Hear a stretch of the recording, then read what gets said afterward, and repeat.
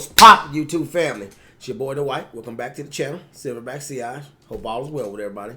First off, do me a huge favor. Make sure you like, comment, and subscribe. Hit that bell icon so you can be notified when I post new content. Now, today, I plan to branch back off into one of my favorite houses, and that's the house of bond number 9. If you'd like to see which fragrance I'm talking about, keep it locked.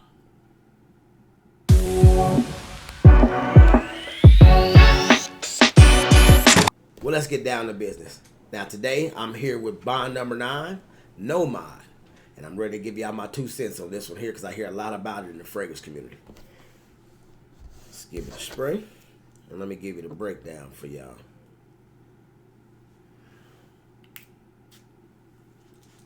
Two good sprays. Sit down there. Main, of course, for this one is fruity, rose, oud, sweet, floral, powdery, woody, amber, aquatic, and vanilla. Came out in 2021. Well, what do we got?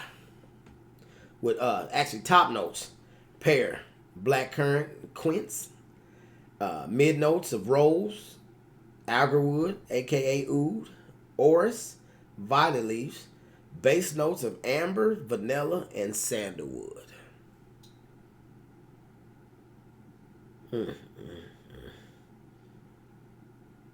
A very, very delightful scent profile, might I add. But what you get in this one here is all those opening fruit notes that it named off. The pear, the black currant, and the quince, which I don't know how I don't have a whole lot of experience with that particular note. Let's see what they actually say about quince here. It's an aromatic fruity note, sour and dry. That I actually can agree with. But as this fragrance began to dry down into the mid, that rose and oud is prevalent the whole time, but it's not a crazy strong rose oud combo. But it's definitely prevalent enough to where you do feel the presence of it in the fragrance. The rose is a little bit stronger, in my humble opinion, than the oud is in this fragrance. The oud is more of a supporting note, but it does give it some depth.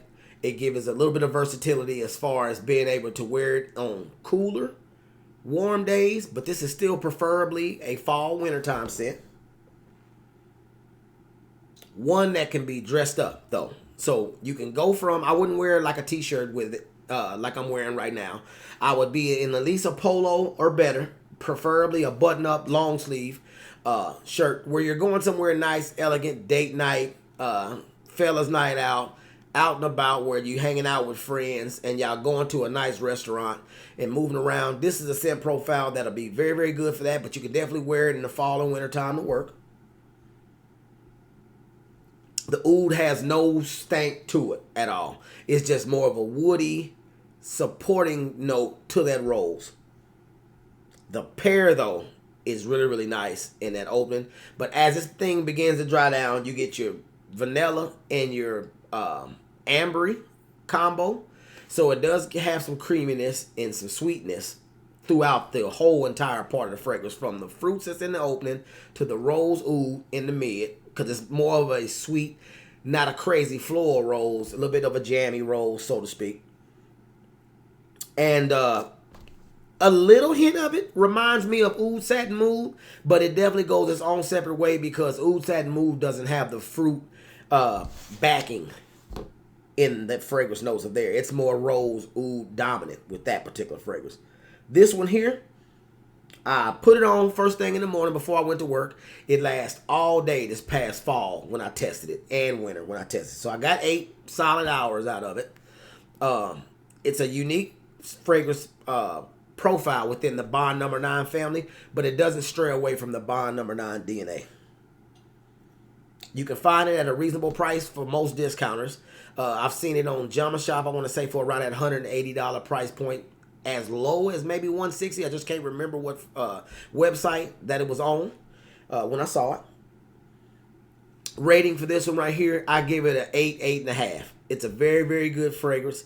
It is full bottle worthy for sure, but I will say I wouldn't pay retail for it for sure, but that's pretty much anything. I would like to be able to get a discount on just about everything I buy. One, I looked forward to adding to the collection. If I was to rate it as far as Bond number 9 family and pickups, I got Riverside Drive at the top of my list that I want. I definitely want me a full bottle of New Harlem. I want a bottle of Sutton Place, I believe, from me smelling them in the past. And I like New York Sandalwood too, but we'll talk about that on another video. But this one here is right there. So it's definitely in the top 10 of my next pickups out of Bond number 9. I would say at least probably top 8. If you guys have some other offerings from Bond number 9 that you think I should definitely get my nose on, or at least get a sample of so I can see if I like them, because y'all kind of, at this point, probably know my taste. Or just some within the Bond number 9 family that you guys love, leave it in the comments and let me know what y'all think. But this one right here gets 2 thumbs up, rating of about an 8.5. I definitely look forward to adding it to the collection. Other than that, that's my time. Peace.